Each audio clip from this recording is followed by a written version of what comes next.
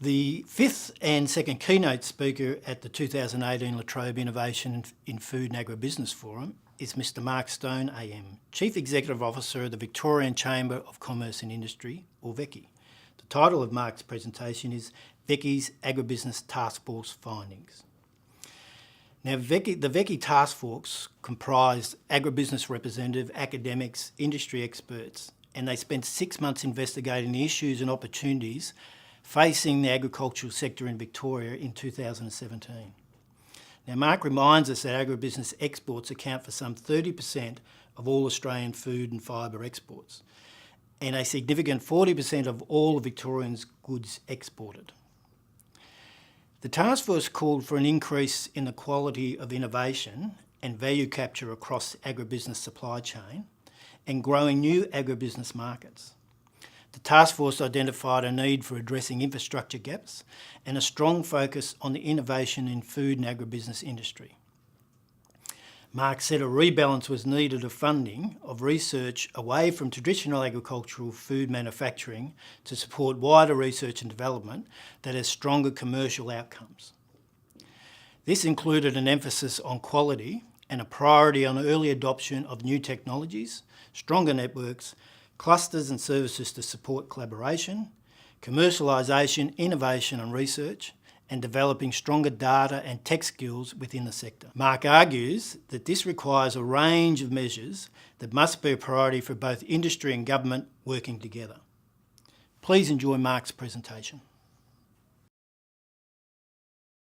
The first 13 years of my working life was in the water and agricultural sector. As a 14-year-old, I was a professional tomato picker. I mixed that with professional hay carting. I spent 4 years working in the water industry in the Goulburn Valley. I spent 7 years in Benalla working at the Benalla Veterinary Laboratory. And then I moved to Horsham to work at the Crops Research Institute.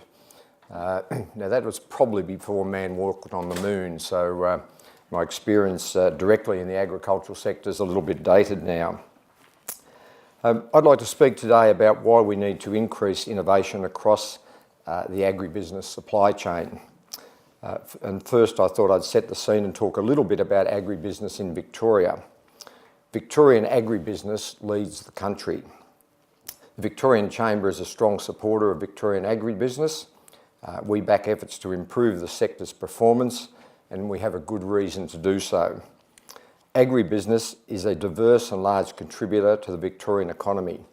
It generates 4.9% of Victoria's gross state product and employs over 190,000 people.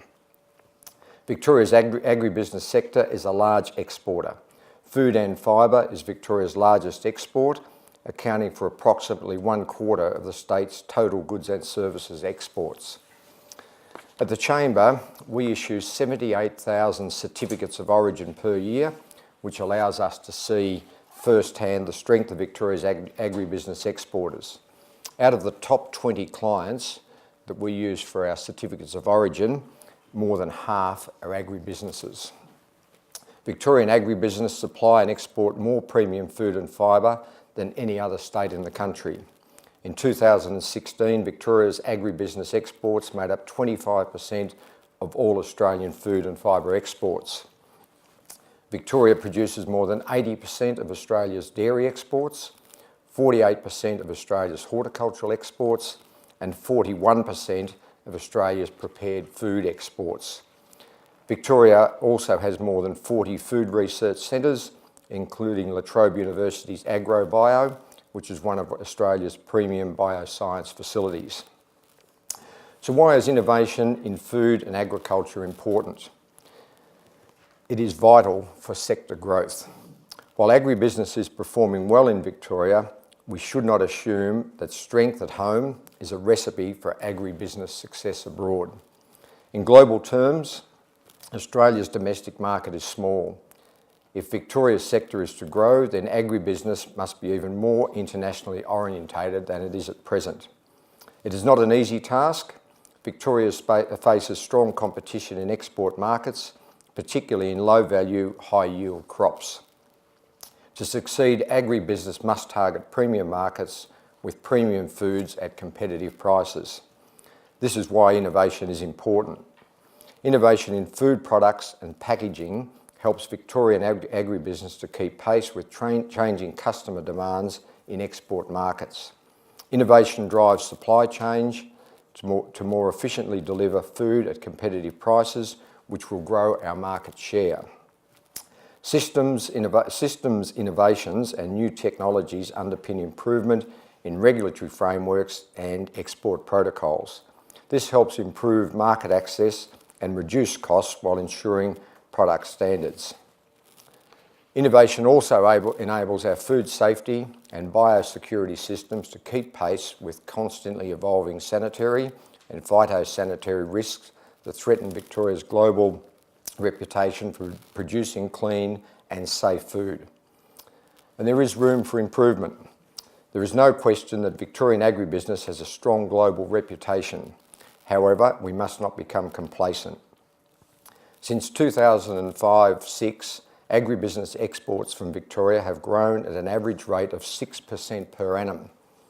While Victoria's exports are strong and growing, only 3% of Victorian businesses are involved in exporting. Only 3% of our 590,000 businesses are involved in exporting. So we think there is room for improvement. In fact, we're calling on the next state government in our pre-election positioning statements to triple the number of exporting businesses in Victoria by 2025. And we have both the current government and the coalition interested in how that might come about. One of the things we're asking the next state government to do is to invest $25 million to pilot an industry-led supply chain development program. We've got, and Andrea mentioned some of the businesses, we've got a lot of successful companies in Australia. A lot of those have good connections overseas. So we're looking at a pilot where those companies can look through their supply chain, pick the better ones, and then help them get into markets where those companies are already established overseas. So not just ask government to do it, but use the expertise and the connections that some of our large agribusiness companies have around the world to help their important supply chain partners get into the export marketplace. We see an opportunity to incentivise large companies to work with the small and medium agribusiness sector, and we have more information about that in our Stronger Business, Stronger Victoria pre-election campaign positioning document. And we also have further information in our Agribusiness Taskforce report. And a lot of what I'm going to say today is captured in this document, and you can find this on our website. I'll just digress for a moment. One of the important things for agriculture and agribusiness is the amount, or preferably the lesser amount of regulation that they have to contend with. And a lot of what Andrea presented from a technology and innovation point of view is held back because of the amount of regulation and the time it takes to get approvals for some things. In our Agribusiness Taskforce, we identified through a case study that a dairy farm can have up to 10 different regulators coming through the farm gate and require up to 34 licences or permits. And that is a dairy farm that may be a family operation that doesn't have any employees. So that's an enormous impost and burden just on one small business, and we've got thousands and thousands of those businesses across regional Victoria. And more often than not, the bandwidth from a technology point of view in some parts of regional Victoria is not good. So a dairy farmer, or a farmer for that matter, can be up at 2 a.m. in the morning trying to transact the needs of those 10 regulators and those 33 licences and permits because that's the only time they can get enough band strength to do it in an efficient way. Our Agribusiness Taskforce focuses on a need for stronger innovation and quality. In 2007, we established the task force and we did this because we wanted to help to grow the sector faster. And Professor Jim Whelan from La Trobe University was one of the people that participated in that task force. We teamed up with agribusiness leaders and experts from across Victoria to explore in detail the opportunities and barriers that confront the sector and its supply chains. We found that agribusiness faces many challenges. One of the key challenges we identified is the need for a stronger focus on innovation and quality. Australian agribusiness started from humble beginnings, and through a long history of innovation, our agribusiness sector is now one of the most inventive in the world. However, there is room for improvement, and innovation must continue if Victorian agribusiness is to grow in today's marketplace. For this reason, the Chamber's Agribusiness Taskforce calls on government and industry, and I will make that comment several times, government and industry. This is not a call for government to do more. This is not saying that the private sector or the education sector needs to do more as a standalone. It's about a stronger collaboration between government, industry and the education sector to make sure that we are getting the best opportunities that are available to us, and we're taking them to the next level. It also calls on government and industry to have a stronger focus on developing skills within the agribusiness sector. We have a significant decline in recent years, particularly in vocational education, and a lot of parts of the agribusiness sector have jobs available, but the talent and the skills that are necessary, and often those skills are not the traditional skills, they are skills in knowledge of technology and being able to use sophisticated equipment. Smaller agribusinesses in particular must become more comfortable with initiating and adapting to disruption if they're going to keep pace with global competition. St David's Dairy, a micro dairy in Fitzroy, is a good example of how a small business can grow by embracing new processes and technologies. The company developed a new process that produces milk without additives or byproducts. Their full cream milks are unstandardised, which means they do not separate the cream and milk and then recombine them to meet a standard for skim or full cream milk. Instead, they bottle the milk in a form that is as close as possible to its natural state. St David's Dairy is selling directly to cafes across Melbourne and wider Victoria, and they are winning awards across Australia for their products. They recently won the 2018 Dairy Industry Association of Australia competition, and they received gold at the Australian Fine Food Awards for the best milk overall in Australia. Stronger networks, clusters and services are another priority of the Agribusiness Taskforce, as they are instrumental in supporting collaboration amongst industry players and researchers. Collaboration is a powerful tool for spurring innovation, but it is not always as strong as it could be between agribusiness and research organisations. We are currently running an innovation series called Ignite, where we are showcasing with individual universities what they are famous for. And we are bringing, an example was a recent event at RMIT, where we brought 300 businesses into a room like this. RMIT, through a TED Talk type process, outlined what they are doing in nanotechnology. Now 30 of those businesses are talking to RMIT about how they might collaborate in their particular industry with the science and the innovation of nanotechnology that RMIT is developing. And we're talking to La Trobe about that as well. So that's an example of where we're bringing industry and education together to collaborate where they've never done that before. The task force has called on government and industry to provide better support for agribusiness networks and clusters to boost industry collaboration. We encourage state and local governments to invest in existing new food clusters, including the Geelong Seafood Cluster, the Plenty Food Group, and East Gippsland Food Cluster. We also want to see stronger support for agricultural extension services, which are vital for educating farmers on how to apply scientific research and new knowledge to agricultural practices. The Birchip Cropping Group provides a great case study of what successful agricultural extension can look like. The group was initially set up because district farmers were keen to see agricultural research in their region and wanted to know how different varieties of grain and pulse crops performed in local soils and conditions. Today, BCG has research trial sites across the Wimmera and Mallee. It now boasts 20 staff, over 400 members, and a strong reputation for exceptional field research and professional extension activities. Commercialisation of local innovation is another key factor for sector growth.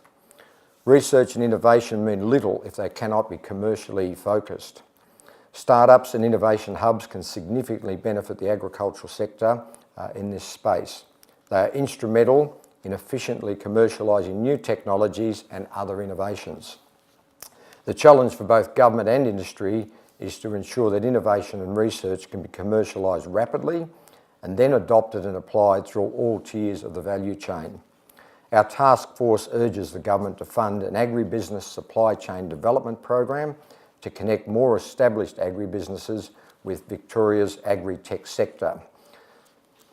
It calls on government to support the expansion of agtech, and I'm smiling, agtech innovation or innovation hubs like SproutX, and leverage increased public-private partnerships, including strategic collaboration and with universities.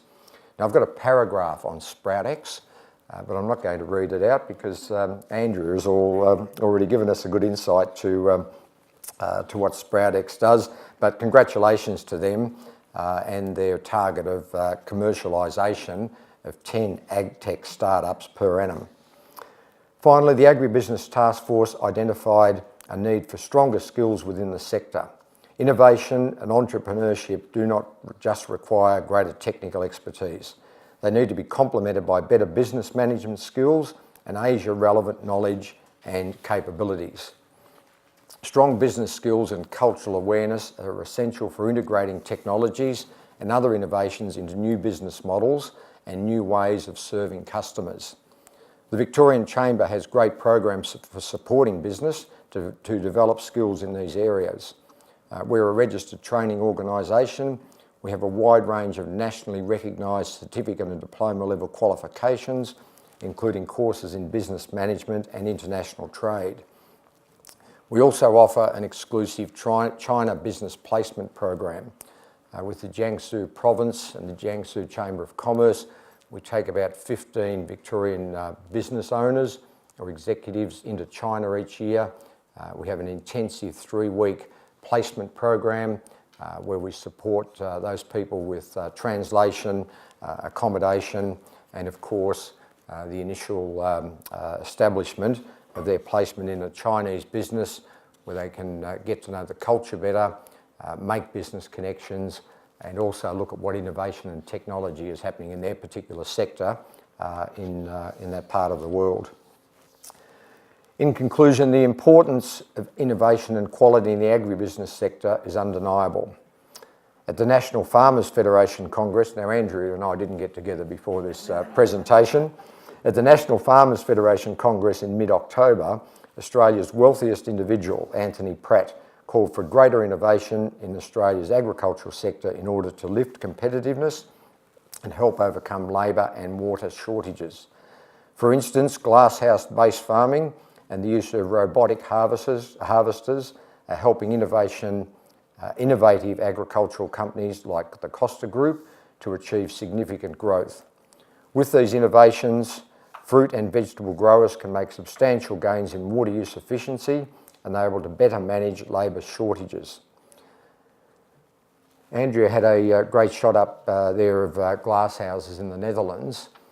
Most of our glass house hydroponic activity is in central New South Wales because of the minimal movement in climate and the cost of heating and cooling in a state like Victoria. With the growing technology in solar, I can see a day when we can look a bit like the Netherlands because we've overcome that issue of being able to cover the high cost of heating and cooling in glass houses by using the solar technology that's available and also ultimately the battery capacity. Consumer preferences in key international markets are changing rapidly. By 2050, there will be a dramatic shift in who our biggest trading partners are. China will be by far the world's biggest economy. India will become the world's second largest economy, and Indonesia will also be a world economic powerhouse. Today, 65% of Victoria's exported goods to China are food and fibre. Agribusiness will need to have a well-developed understanding of how trends in customer demand are likely to evolve. The way businesses engage with customers is also shifting. Adapting to changing markets and technologies is essential for success. This has major implications for Victorian food producers. Agribusinesses today must be more aware of the competition and better able to anticipate where new customers will emerge. For example, at the retail service end of the agribusiness spectrum, McDonald's seized the Chinese market a decade ago. The chain put in place subtle variations to its basic menu, such as locally popular sauces, and kept adjusting its offerings to reflect the responses it observed from its customers. In this way, the company gained a substantial foothold in the vital China market. Their example provides lessons for the entire agribusiness supply chain. To meet challenges of today's global marketplace, Victorian agribusiness must be innovation savvy. As I highlighted with you today, we must be early adopters of new technologies, processes and business models. There also needs to be a stronger collaboration between our industries, our researchers and our government. We must embrace our startups and innovation hubs such as SproutX to lift the rate at which we commercialise new technologies, and we must develop stronger business and cultural skills. Victorian agribusiness needs to innovate new food products and packaging to keep pace with changing customer demands in export markets. We need to drive innovation along supply chains to improve efficiencies and grow our market share. A stronger focus on innovation and quality is key to driving increased growth in Victorian agribusiness. Thank you for your time today. Please feel free to go to our website and read in more detail our Agribusiness Taskforce report, and I appreciate the opportunity again to speak to you today. Thank you.